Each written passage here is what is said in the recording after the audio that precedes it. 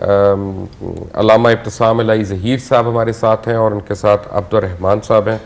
अल्लामा साहब, आपसे मैंने बात डिफरेंट मौजू पे करनी है, हालांकि ये आपने इनकी वीडियो हमें पहली बार भिजवाई थी और आपने वहाँ पे किया था, लेकिन आज आपका इनसे कोई ताल्लुक नहीं है, क्योंकि हम जो बात कर रहे हैं उसका मजहब से कोई ताल्लुक नहीं है, उसका वल्दियत से डायरेक्ट ताल्लुक है। मौलाना इलियास चनियोटी साहब खत्म नबूवत के ओहदेदारों में से हैं, जो तंजीम है वो भी हमारे साथ इस वक्त लाइन पे। मौलाना अस्सलाम वालेकुम। वालेकुम सलाम व रहमतुल्लाहि व बरकातहू। मौलाना, ये अब्दुर्रहमान साहब बैठे हैं हमारे सामने। इनका क्लेम जो है ये मिर्ज़ा नासिर अहमद साहब से अपनी रिश्तेदारी बताते हैं। अब ये आज पता चला, यानी मैं पहले नवासा समझता था, लेकिन अब पता चला कि मैं गलती बता, आप बेटा आप कह रहे हैं कि आप मिर्ज़ा साहब के हैं। मौलाना, आप इसके मतलब क्या कहते हैं?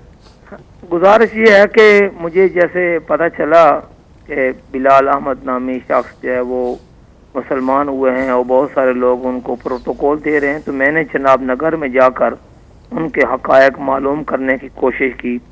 तो मुझे पता चला कि बिलाल अहमद वल्द नासिर और जिनके दादा का नाम अब्दुर्रहमान है, ये 13 जुलाई 1996 को मुस्लिम कॉलोनी जनाब नगर में आए और आलमी मजलिस तहफ़्फ़ुज़ ख़त्म नबूवत के जिम्मेदार हैं वहाँ पर मौलाना ग़ुलाम मुस्तफ़ा, उनके पास इन्होंने आकर अपने मुसलमान होने की ख्वाहिश ज़ाहिर की और 14 जुलाई को फिर इन्होंने उनके सामने इस्लाम कबूल किया और कुदरतन उन्होंने उसकी वीडियो फिल्म भी बना ली जो अब तक उनके पास मौजूद है।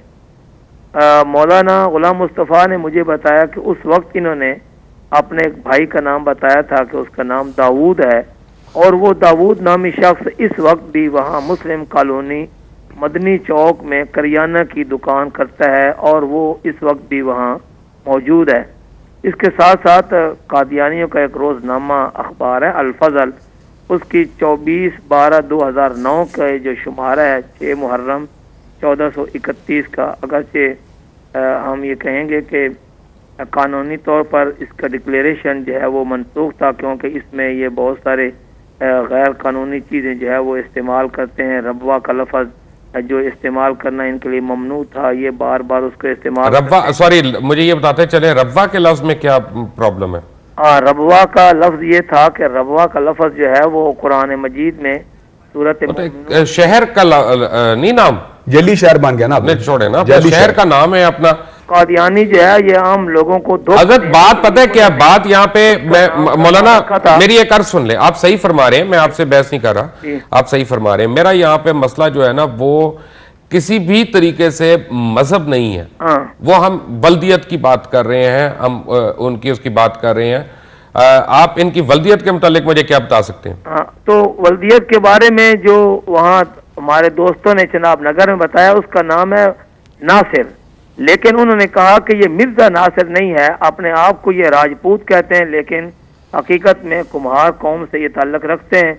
और रोज़नामा अल-फज़ल जो है उसने जो मिर्ज़ा नासिर अहमद जो मिर्ज़ा कादियानी का पोता है और तीसरा खलीफा है, वो उसकी तफसील औलाद की ये बताई है कि मिर्ज़ा नासिर के 3 बेटे हैं और 2 बेटियां, जिनकी तफसील ये है मिर्ज़ा अनस, अहमद शुकूर, अहमद हलीम, मिर्ज़ा फरीद अहमद, मिर्ज़ा लुकमान अहमद और बिलाल अहमद शख्स जो है वो इस नाम का उनके यहाँ कोई राइट। तो आपकी नज़र में इनका क्लेम गलत है? मैं ये कहता हूँ कि जो उसने इस वक्त अपना नाम अपने नाम के साथ नासिर लगाकर अपने आप को मिर्ज़ा नासिर के साथ मंसूब करने की कोशिश की है, तो ये एक झूठी शोहरत हासिल करने की कोशिश की है।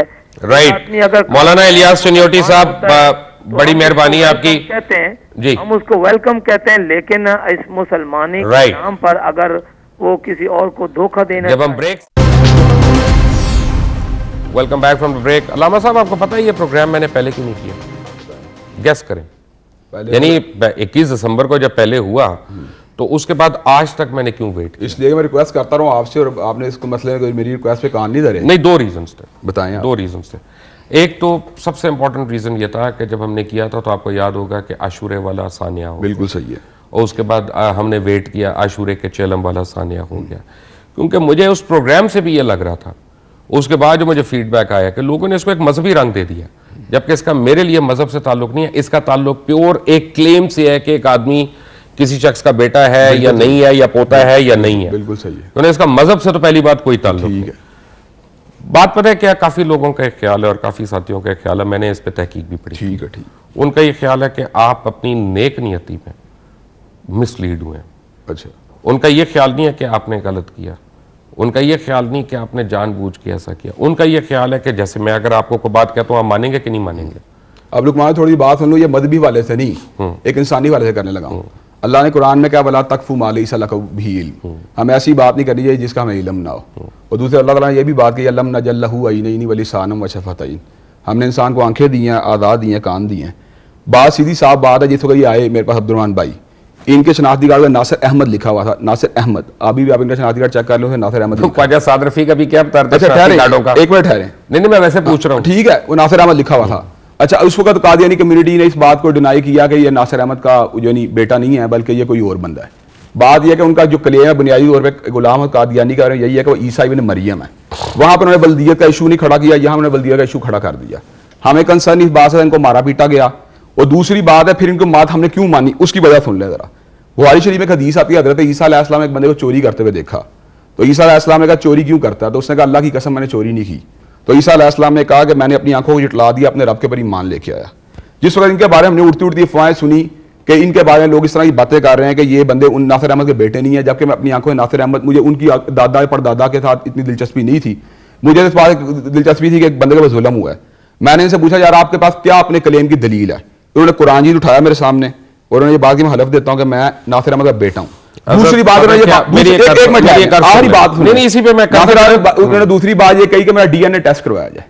डीएनए टेस्ट के मसले में कादियानी कम्युनिटी खामोश रही और इस तरह की बातें करती है कि नासिरुद्दीन का बेटा ये है वो है। आप ये बताएं, एक बंदा जो कि चिराग बीबी का बेटा अपने आप को ईसा इब्न मरियम कहता है, उसकी बल्दियत को दुनिया में कोई चैलेंज नहीं कर रहा, लेकिन इनकी बल्दियत जो पहली बात यह है कि हज़रत मैं आप पे कर्ज करूं कि अगर आपने झूठ बोला और साथ मैंने झूठ बोल दिया तो मेरे पास ये एक्सक्यूज नहीं है कि आपके झूठ की वजह से मुझे जाए। नहीं, मैं पहली बात कह रहा हूं। नहीं, एक मिनट, बिल्कुल नहीं जाए। दो चीजों का आपस में ताल्लुक कोई नहीं है। यहाँ पे सिर्फ दो बातें हैं।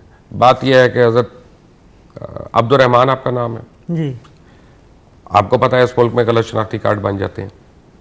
खैर अभी ख्वाजा साद रफीक भी कह गए, तो वो तो पार्लियामेंटेरियन भी हैं, तो उनकी बात तो मुझे माननी पड़ेगी। आपको कोई आदमी ओन नहीं करता इस पूरे मुल्क में। यानी हद तो ये है कि मसलन मौलाना इलियास चुनियोटी है, इनके साथ और रुफका जो है ना, जैसे अभी वो साथी भी बात कर रहे थे, ये कोई छोटे लोग नहीं है, इनका बड़ा दर्जा है। ये भी कोई छोटे लोग नहीं है, इन लोगों का अपने अपने मकतबा फ़िक्र के हिसाब से, अपने अपने मसलक के हिसाब से बड़ा दर्जा है। जब इनके अंदर अगर एक बात पे, मैं अभी आपकी जमात की बात ही नहीं कर रहा, जब इन लोगों में आपस में एक तकरार पैदा हो गई या एक पॉइंट ऑफ आर्गुमेंट पैदा हो गया, तो उसमें कुछ ना कुछ तो गलत होगा ना। सोचा आपने इस पे? बताएं यार, बात तो खुल के बताएं। जब मैं सरगोदा गया, जमा पढ़ाने गया, आपका बयान ये था जो मुझे याद है जी कि आपने मैं आपका सुनवा भी सकता हूँ, लेकिन मैं सुनवाना चाह नहीं रहा अभी। आपने 1998 की आपने बात की जब आप मुसलमान हुए। मैं 1999 में 4 अक्टूबर 99 4 अक्टूबर 99 को अल्हम्दुलिल्लाह आप मुसलमान हुए। मैं आपको मुबारकबाद दूंगा उसकी। लेकिन 2009 में आके किसी ने आपको मारना था, उसकी वजह एक मिनट मैं सारी वजह बता चुका हूं। आपने जिन दिनों का मुझे कहा तो अपने बयान में कि मैं इस दिन गंगाराम अस्पताल में था, मैंने वहां का इंदराज चेक किया, आपके नाम से कोई पेशेंट नहीं एडमिट था। ये कारी बशीर साहब, मैं आपकी बात कर रहा हूं, आप मुझे अपना बताएं, आप किस नाम से एडमिट हुए हुए थे? क्या आप अपनी जान बचाने के लिए किसी और नाम से एडमिट हुए थे? पहली बात है कि जब हम इमरजेंसी गए हैं तो तीसरे फ्लोर पे हमें ट्रीटमेंट दी गई। आपको जो मैंने सवाल पूछा, आप अपने नाम से एडमिट हुए थे, किसी और नाम से एडमिट हुए थे? मैं बिलाल के नाम से एडमिट हुआ था, जो मेरा कादियानी कम्युनिटी में नाम था, क्योंकि पहले तो नाम। अगर हम अभी जाएंगे तो गंगाराम में आपका इंदराज मिलेगा? हमें मिलेगा, क्योंकि मुझे नहीं मिला। मिलेगा हज़रत, मुझे नहीं मिला। वो कागजात हमारे जिस पे उन्होंने सारा कुछ किया था, वो सारे कागजात उड़ा दिए उन्होंने वहां पे। नहीं, वो हमारे पास मौजूद है, हमारे पास मेडिसिन लिख के भी नहीं नहीं वो ठीक है। एक मिनट, ये बड़ा सीरियस मसला हो रहा है यहाँ पे, क्योंकि यहाँ पे मैं आपको बताऊं एलिगेशन क्या आने वाली है आपके ऊपर, कि आपका अगला क्लेम ये होना है कि मुझे मेरी जायदाद का हिस्सा दिया जाए। जायदाद मैंने 2000 जब उन्होंने मेरा डेथ सर्टिफिकेट बनवाया था 3 सितंबर 90 अल्लामा साहब पता है क्या, यार ये ज्यादा से दस्तबरदार हो चुके हैं।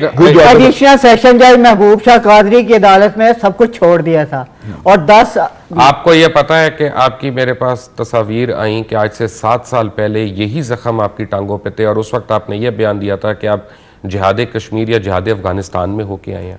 वो तस्वीरें कहाँ हैं, मुझे दिखाएं सर। चलो मैं आपको अभी अलामा साहब को दिखवा देते हैं, वो कोई इशू नहीं। अलामा साहब बात पता है क्या, ये मजहब में 2 चीजें शामिल है हमारे। एक तो नेक नियत है, बिल्कुल, कि आप जो बात कह रहे हैं मुझे आपकी बात का एतबार करना है, आपकी जुबान का एतबार करना है जिस वजह से ये सब कुछ हुआ। लेकिन तहकीक भी, बिल्कुल डीएनए तो बड़ी कोई तहकीक नहीं। जी बिल्कुल, डीएनए सबसे बड़ा तरीका है। बात पता है क्या, बात यह है कि पहले कुछ इस लेवल पे तो आए कि वो डीएनए तक भी हम पहुंचे। अभी काफी सवाल आते हैं, इसके बाद भी इनसे कर लेंगे, आपसे भी कर लेंगे। मैं आपको बता रहा हूं, अगर आप मेरी बात का बुरा ना नहीं, क्यों मानना हमने आपकी बात का बुरा? मुझे इनके क्लेम में सदाकत नहीं लगती। मुझे 100% सदाकत लग रही है। फाइन, ये अब आपका और मेरा एक अलग अलग ओपिनियन है।